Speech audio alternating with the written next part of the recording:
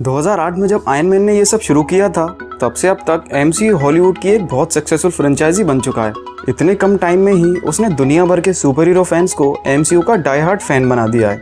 लेकिन एमसीयू से रिलेटेड कुछ ऐसी बातें भी हैं जो उसके डाई हार्ड फैंस भी शायद नहीं जानते होंगे। तो गाइज, मैं हूं शाहरुख और आज इस वीडियो में मैं आपको एमसीयू के ऐसे ही 10 अननोन फैक्ट्स के बारे में बताऊंगा। तो शुरू से लास्ट तक ये वीडियो जरूर देखिएगा।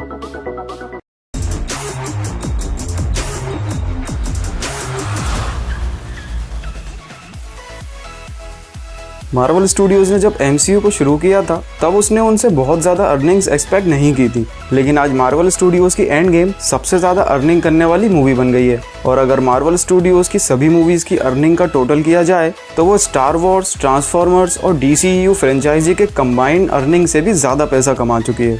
स्टार वॉर्स, ट्रांसफॉर्मर्स और डीसीयू मूवीज की टोटल अर्निंग्स है $17.3 बिलियन और मार्वल स्टूडियोज आयरन मैन 1 से फार फ्रॉम होम तक $21.5 बिलियन की अर्निंग कर चुका है। और इस हिसाब से एमसीयू इन तीनों फ्रेंचाइजी से ज़्यादा सक्सेसफुल बन चुका है।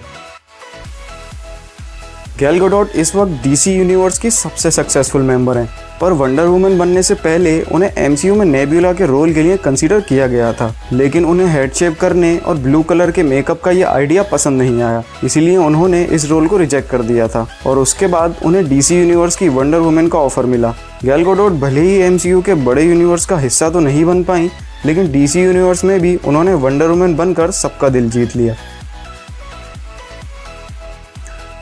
जैसा कि आप सब ग्रूट के बारे में जानते ही हैं कि वो जब भी कुछ बोलता है तो बस आई एम ग्रूट कहता है। और उसको आवाज़ देने वाले एक्टर विन डीजल को अलग अलग टोन में आई एम ग्रूट रिकॉर्ड करना होता था, जिससे उन्हें ये काम काफ़ी बोरिंग लगता था, क्योंकि उन्हें खुद नहीं पता होता था कि वो क्या रिकॉर्ड कर रहे हैं। तो इस चीज़ को इंटरेस्टिंग बनाने के लिए गार्डियंस ऑफ द गैलेक्सी 2 में जेम्स गन ने विन डीजल को एक स्पेशल स्क्रिप्ट दी, जिसमें ग्रूट के हर डायलॉग के आगे उसका मीनिंग भी लिखा हुआ था, जिससे विन डीजल को आई एम ग्रूट रिकॉर्ड करते टाइम उस टोन में बोलने में मदद मिलती थी जो ग्रूट कहना चाहता था। एमसीयू की हर मूवी में आपने स्टैन ली का कैमियो देखा ही होगा, लेकिन आयरन मैन 1 और द इनक्रेडिबल हल्क के कैमियो के बाद स्टैन ली अपने इस छोटे रोल से सेटिस्फाई नहीं थे और वो एमसीयू में एक बड़ा रोल चाहते थे। एक इंटरव्यू में स्टैन ली ने ये रिवील किया था कि वो एमसीयू में ओडिन का रोल करना चाहते थे, और जब थॉर 1 में ओडिन के लिए उनको कंसीडर नहीं किया गया तो वो इससे बहुत डिसअपॉइंट हुए थे। वैसे अच्छा ही हुआ कि स्टैन ली को ओडिन का रोल नहीं दिया गया, क्योंकि अगर ऐसा हो जाता तो हमें हर मूवी में स्टैन ली के अमेजिंग कैमियोज देखने को नहीं मिलते। सुपर हीरो मूवीज़ में ऐसा आपको कहीं देखने को नहीं मिलेगा जिसमें हीरो और विलन का रोल एक ही एक्टर प्ले करे, लेकिन एमसीयू की डॉक्टर स्ट्रेंज में ऐसा हुआ है। इस मूवी में डॉक्टर स्ट्रेंज के एक्टर बेनेडिक्ट कम्बरबैच ने डॉक्टर स्ट्रेंज और डोरमामू दोनों का रोल किया था। बेनेडिक्ट कम्बरबैच ने इस मूवी में डोरमामू के लिए मोशन कैप्चर किया था और उसको आवाज़ भी दी थी, लेकिन मार्वल ने इस चीज़ को इतने परफेक्ट तरीके से किया कि फैंस इस चीज़ को पकड़ ही नहीं पाए। मार्वल स्टूडियो जब स्पाइडरमैन को एमसीयू में इंट्रोड्यूस करने वाला था, तब उनके लिए सबसे बड़ा टास्क था दुनिया के सबसे पॉपुलर सुपर हीरो के लिए एक परफेक्ट एक्टर ढूंढना। और उसके लिए उन्होंने बहुत से बड़े एक्टर्स को लिस्ट में रखा था, और उसी लिस्ट में टॉम हॉलैंड भी थे। लेकिन टॉम हॉलैंड को ये बात एक इंस्टाग्राम पोस्ट से पता लगी कि उन्हें भी स्पाइडरमैन के लिए कंसीडर किया जा रहा है, और इसके बाद केविन फाइगी ने टॉम हॉलैंड को ही इस रोल के लिए बुला लिया।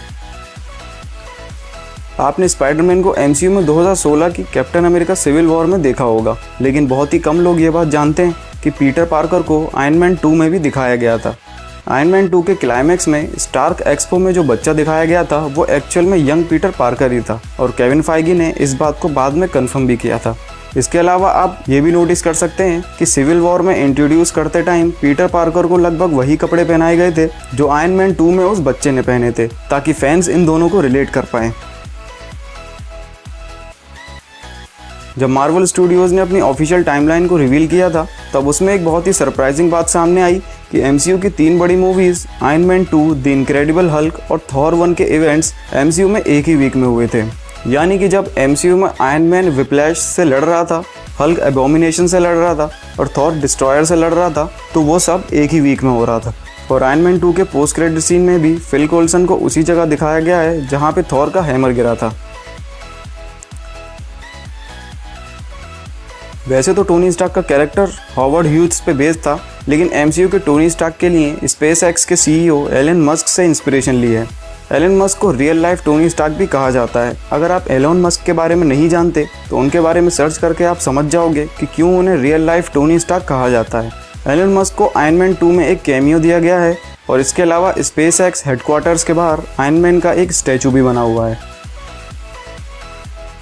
रॉबर्ट डाउनी जूनियर ने पहली बार आयरन मैन आर्मर 2008 की आयरन मैन 1 में पहना था और वो उनका पहला और लास्ट टाइम था जब उन्होंने वो आर्मर पहना, क्योंकि उसके बाद उन्हें रियलाइज़ हुआ कि उन्हें हर बार यही भारी आर्मर पहनने की ज़रूरत नहीं है।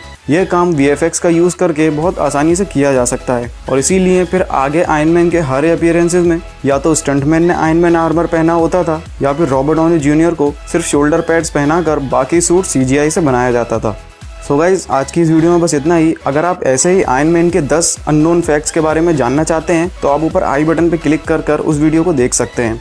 सो गाइज, आई होप आपको ये वीडियो पसंद आई होगी। अगर वीडियो अच्छी लगी हो तो इस वीडियो को लाइक और हमारे चैनल को सब्सक्राइब करना ना भूलें। मिलते हैं अगली वीडियो में and thanks a lot for watching this video. Like you, be strong to hold the powers of the sun.